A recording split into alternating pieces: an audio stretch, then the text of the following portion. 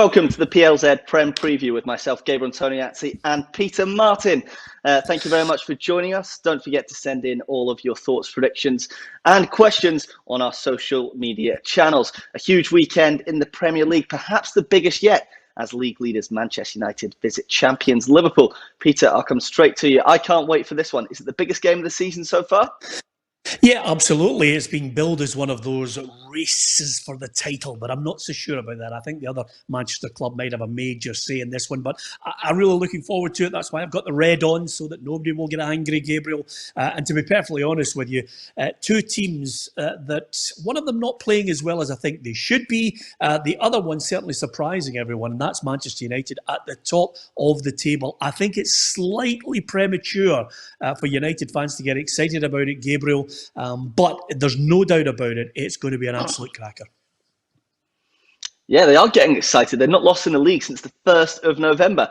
Do you reckon if United do win away at Anfield that they're title contenders, even title favourites? I'm not so sure the title favourites. I think Manchester City are just starting to go through the gears. I know that'll upset a few United fans. Sorry about that. But to be perfectly honest with you, Manchester United still look as if they are one or two players missing from what I would call the ultimate team that you know could go out, grind out 1-0 wins away from home, and of course win the big games. This is a huge game for them. There's absolutely no doubt about that. And if they do indeed win against Liverpool at Anfield, then suddenly I think it'll send a message to everyone that they're certainly going to be in there battling away, but for how long remains to be seen. But they've got players in there that are game changers, that are game winners in big games. It's whether they all turn up. Yeah, you talk about Manchester United fans. I know that producer Gordon is a big one. He's listening in. He always goes on to me about Paul Pogba. So they've got the France Pogba back. I'm a big fan of Pogba. Scored the winner midweek against Burnley. I'm not so sure you are, though, Peter. How do you see his performances? No, I'm not a fan of Paul Pogba. I think overall you've got to have consistency to be a truly world-class player. You've got to do it regularly, Gabriel. You've got to produce the performances off the field. You've got to try and stop becoming, the main talking point for other reasons other than football. And I think if you look back since he rejoined Manchester United, most of his chat has been about whether he's going to be leaving or not. His agent obviously saying he might be going back to Juventus as well. Other clubs are interested in him. There's been a sideshow rather than everybody concentrating on what he's good at on the park, concentrating on football. And of course, when his mind's right, he's a top draw player. I mean, he scored a great goal against Burnley in midweek. But other than that, I'm not a fan. I think if you're a truly world-class player, you consistently do it and you drive your team on to greater heights. No, I'm a big Pogba fan. I like it when he plays in that left-sided midfield role. I think he'll do that this weekend. I think he'll go the 4-3-1-2. Bruno Fernandes, player of the month yet again, as United do sit top of the league. Let's hear from manager Ole Gunnar Solskjaer ahead of the Liverpool game. You got to go in there knowing that we play against the team that's been by a mile the best in the country for the last year and a half. They're champions by right, and we're looking forward to it, and it's a great test of where we're at against a good team. Let's talk about Liverpool then, of course, defending champions. If they do win, they'll leapfrog United on goal difference. You say you're wearing red because it's a derby between the two red teams. I know which red you're wearing. It's Liverpool, isn't it? Well, what do you think? What do you think of them?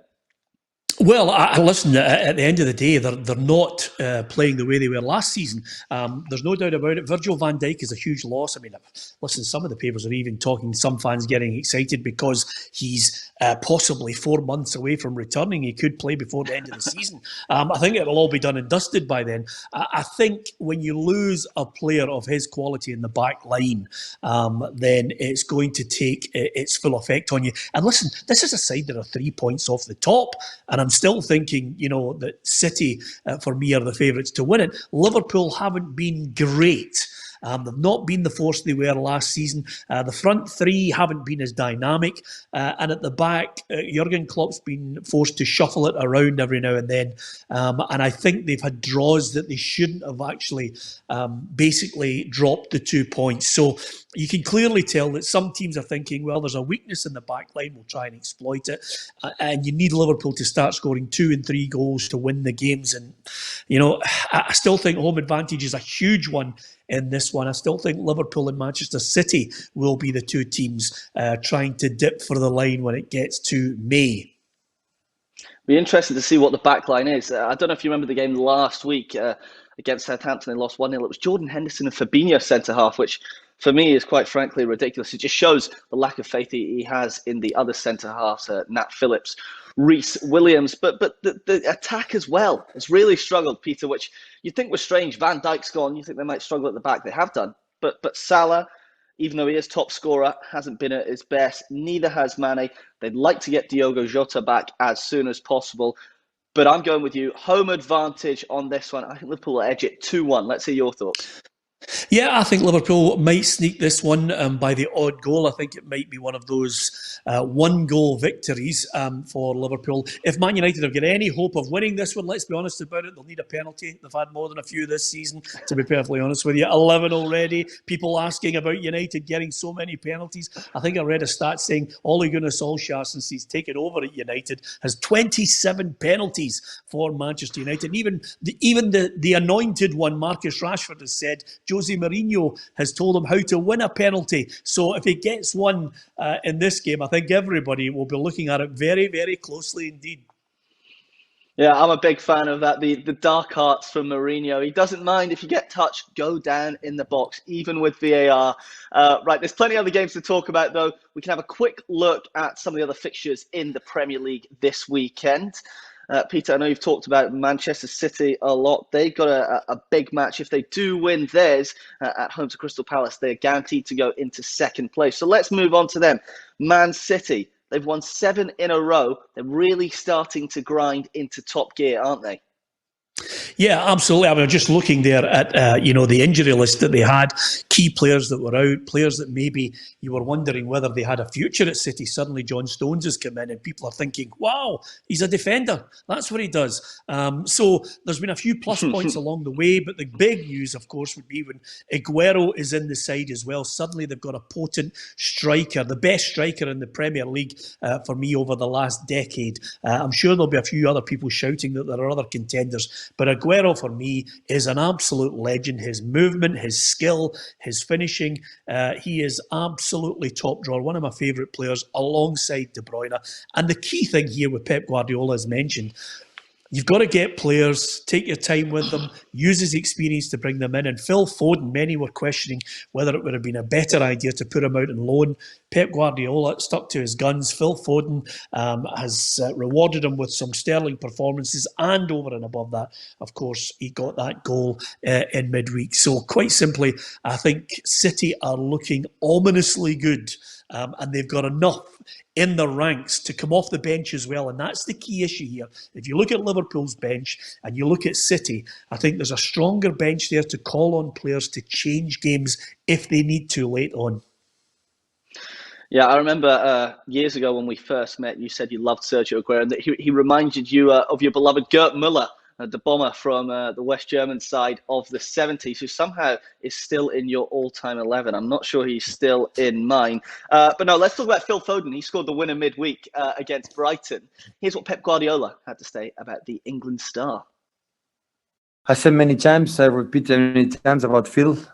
It's just to look his age, number of games, and number of goals, number of assists, number of kilometers run for the team. Yeah, speak for itself. So the light, again, another good performance. He's a guy close to the goal, have a special instinct. So not just with the left foot, with the right foot. And he deserves to play. Yeah, let's not get into your all-time 11 because I think that's an hour-long programme on its own. Let's talk about Foden. The 20-year-old is City's top scorer in all competitions this season, and surely he's a guaranteed starter on Sunday.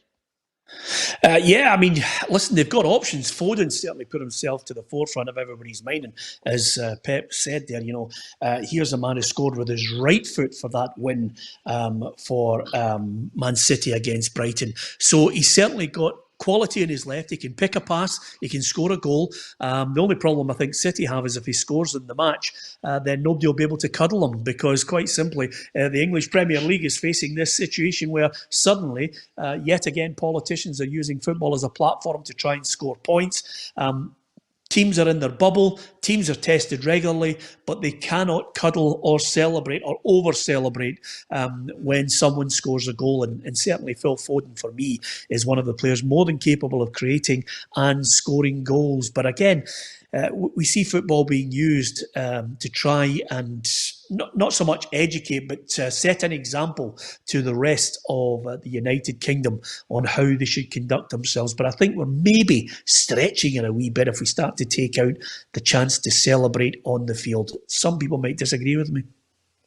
No, I think hugging is just ridiculous. How can you not hug, but you're allowed to be in the wall for a free kick, or tackling, grappling at defending corners?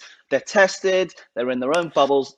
They're just going to have to get on with it. I wouldn't be surprised if we see some interesting celebrations this weekend. We'll be keeping an eye out for that. But do you expect City to run riot or grind it out? If you remember when they won the league back-to-back 2 or 3 years ago, they were smashing lower half teams 4-5, 6-0 at home. Now they just seem to be doing it 1 or 2-0, but they're content with it.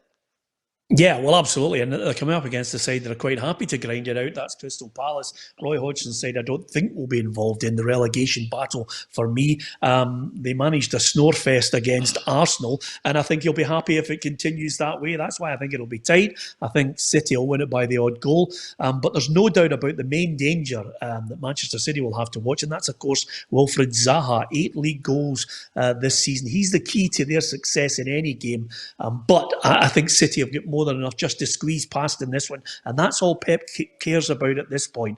People can talk about a top of the table battle between Liverpool and Manchester United, but this is January. Let's get real. I can hear the echoes of Sir Alex Ferguson. March and April is when you make the real push. Yeah, Pep has really changed his tact this season. I'm going 2-0 City. Well, let's talk about Palace. That was a snore fest last night. I had to watch it. Arsenal, they look back to their worst ways of a month or so ago. They just don't seem to create anything. They almost get stuck in a rut. 0-0 at the Emirates. It ended a 4-game winning run for the Gunners. Mikel Arteta spoke after the game, and he highlighted the absence of Kieran Tierney, their left-back, as a reason they struggled to create any chances. It is a challenge when you created the game plan for the day, and the same or a few hours just before the game he has to pull off. But that's what we have for the players to do it, and they have to step in. Kieran's progression in the last few months has been incredible, and now it's for another player to step in and do what he does. Before we get into Arsenal as a whole, let's talk about Tierney. He's their top chance creator all season from left back, and for me, call me biased all you want because he plays for Arsenal, he's Scottish. I think he's the best left back in the Premier League right now. Well, I certainly think he's up there with Andy Robertson as the best left back. I think Robertson, many have been talking about it this week, is possibly the best left back in the world at the moment. But as far as form, I think Kieran Tierney is certainly up there. He's got the same blueprint that Liverpool had their success last season. Trent Alexander-Arnold on one side, Robertson on the other. 2 fullbacks that can bomb forward and create and put in a shift to get back and defend when necessary. And Arsenal are trying to get that same type of feel to them with Bellerin on one side and Tierney on the other. And Tierney's assists have been superb for Arsenal. And of course, listen, he never shirks a tackle. I've seen him at close quarters. I think he's a wonderful player. I think he makes Arsenal a better team when he's in there. But unfortunately, it's maybe 3 or 4 others that I think are causing Arsenal all sorts of problems. How they are, where they are on the table at the moment, absolutely escapes me, Gabriel. Yeah, still in 11th place. They've got Newcastle on Monday night, and Tierney is likely to be available. He had an MRI scan today. He was injured, of course, last night. They thought it might be bad, but it's not as bad as first feared. The Gunners, they beat Arsenal. They beat Newcastle last weekend in extra time. Just about. I think it'll be tight again. I'm going 0-0 here.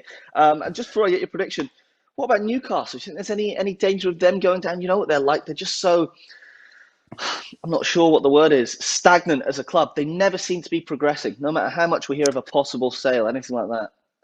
No, I'm a big fan of Steve Bruce. I don't think Newcastle will be thinking about relegation. They will grind out a few results and be well away from worrying about going down.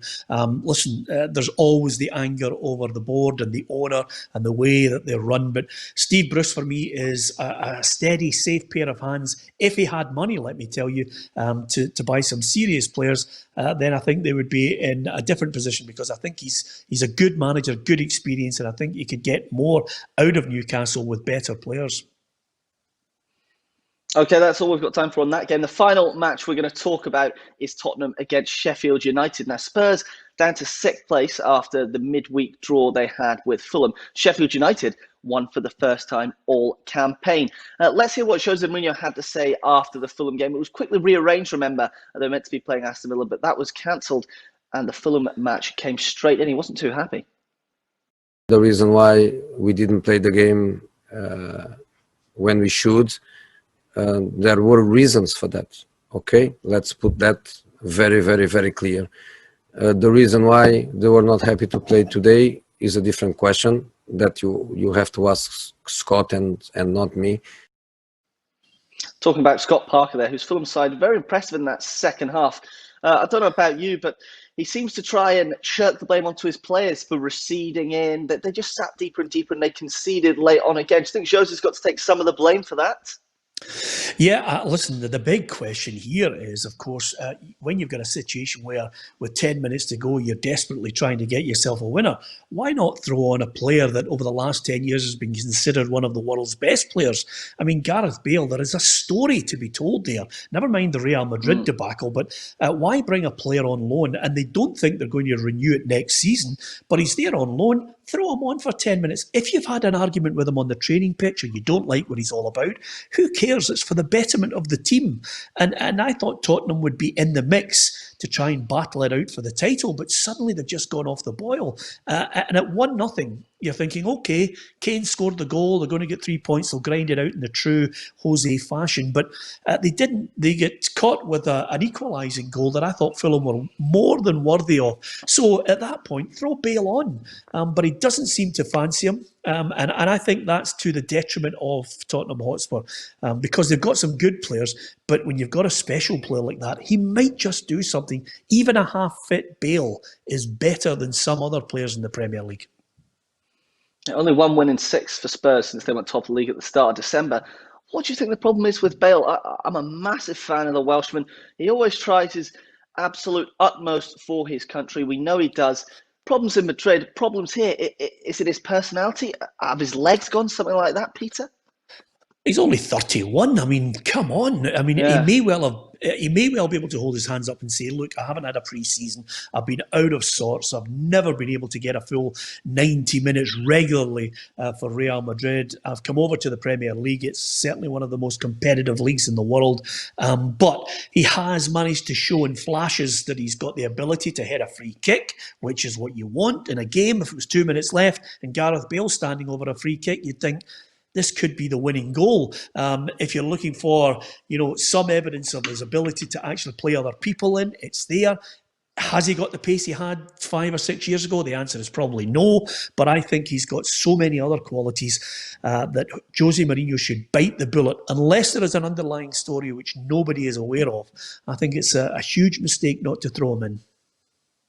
Yeah, it's not as if Bale was just a pace merchant. He can create, he can score. His crosses are fantastic. So we'll just have to wait and see. Perhaps he'll get his turn against Sheffield United at the weekend. Okay, that's all we have time for. Just before we go, we can have a look at the Premier League table in full. Chelsea down in 9th as well. They've got Fulham at the weekend. Arsenal still in 11th place, but it's all about the top of the table at the moment. Manchester United against Liverpool, with Man City breathing down their necks as well. Thank you very much for tuning in this afternoon. It's been a pleasure from myself, Gabriel Antoniazzi, and Peter Martin. Thanks for watching, and don't forget to join us next week.